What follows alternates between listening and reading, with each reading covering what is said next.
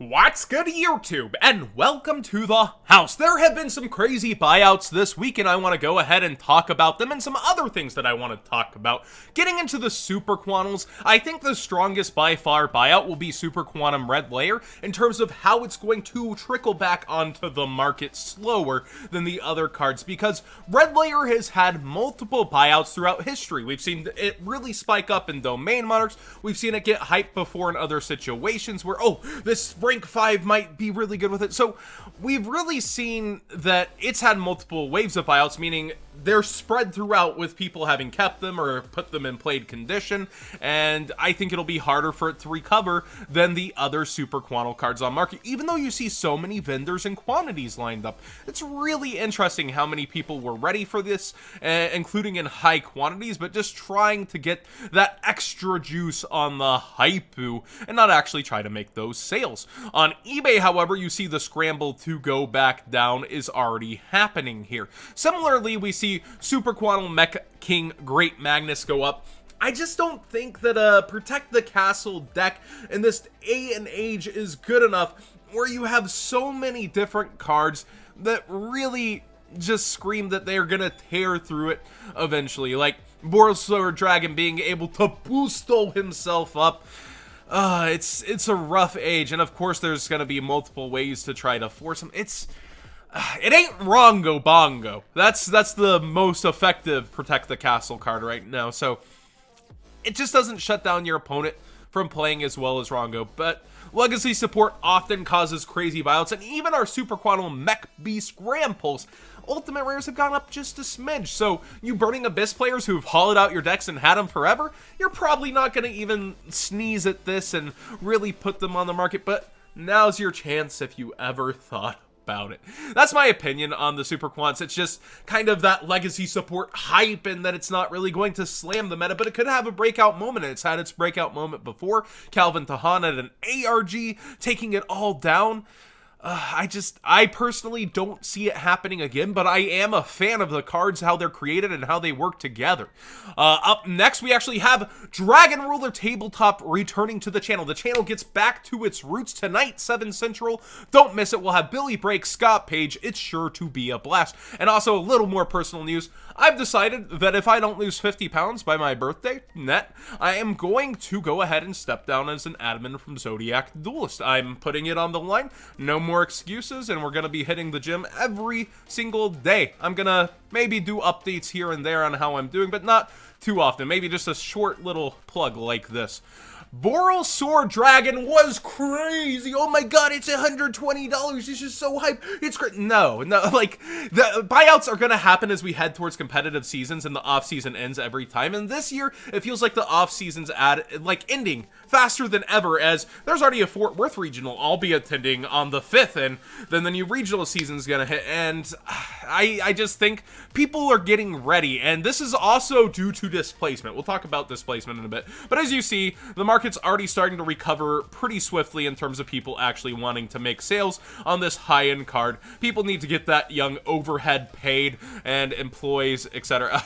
Oh, avoid the lots, boys. But yeah, you see, back on 90 on eBay already too, and it'll continue, I think, to trickle down towards that 85. Maybe it'll give it a permanent little boost, but I think we'll see it at 80 soon, personally, and that this was a really, really odd maybe combination of it naturally going down in quantity, somebody seeing that was happening and going, all right, this is my moment, this is my call, it's gonna stick over 100, and it just didn't happen. Your percent return if you're trying to sell these online, 90 versus 80, fees, shipping, yeah, yikes, you're using tracking when it's that high of a price. Yeah, but displacement's what I'm talking about. So Infinite Impermanence is holding its price relatively well on the market, but we know a reprint is coming for this, Ghost Bell, and other Flames of Destruction cards. So displacement is happening where there's this one huge expensive card that we know will go down a little, and we've seen history. We've seen that Ash Blossom actually didn't go down too much. It's going to be locked in a $30 product,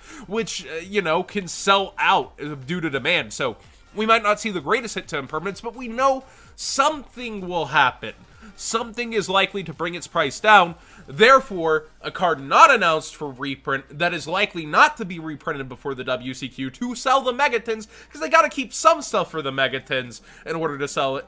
that's the hot ticket, and everybody in that WCQ room is likely going to be needing this card, unless you're like a true Draco player or something. Like, most decks will want to have access to this at any point in time, just in case there's that possibility to OTK.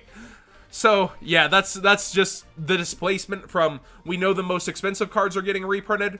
Here's one that's sticking for a little bit longer.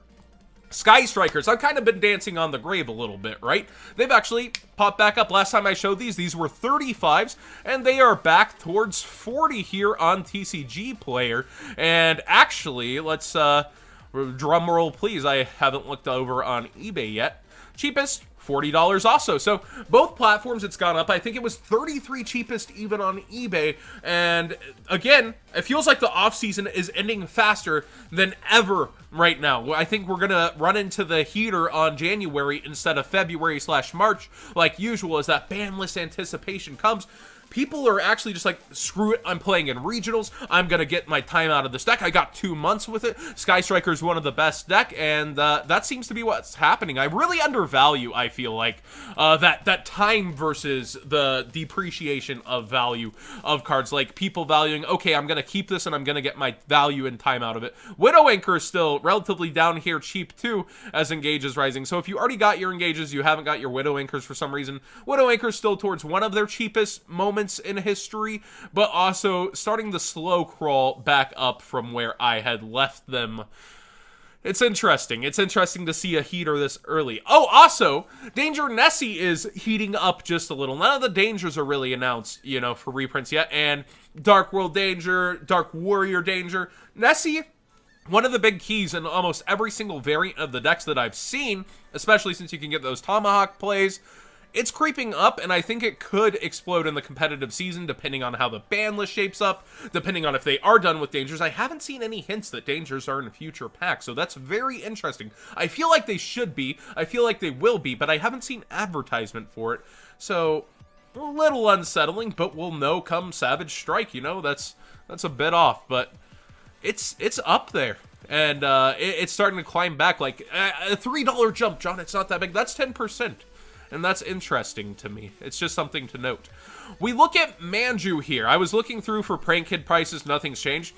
And then it hits me. Ritual support, the Dever Rituals, they are insane. Their support that will be coming to us through the ages is insane. You're still going to have your normal summon. And for a lot of the Dever Rituals, you need to reveal a certain type of card. Your Manju makes sure that gets there. And then you can reveal your Dever Rituals and do all your crazy stuff. I think Manju's still going to be played, even with those... Oh, Incantations, the TCG name. I call them Dever Rituals. I love that name, I'm sorry. But the Incantations, along with Manju, it's pretty darn good. And looking through other support, Zaborg is still kind of going between, like, 17, it drops to 12, jumps back to 17. That's very interesting to me that so many people are putting faith. But the thing that has slow climbed and stayed is Herald.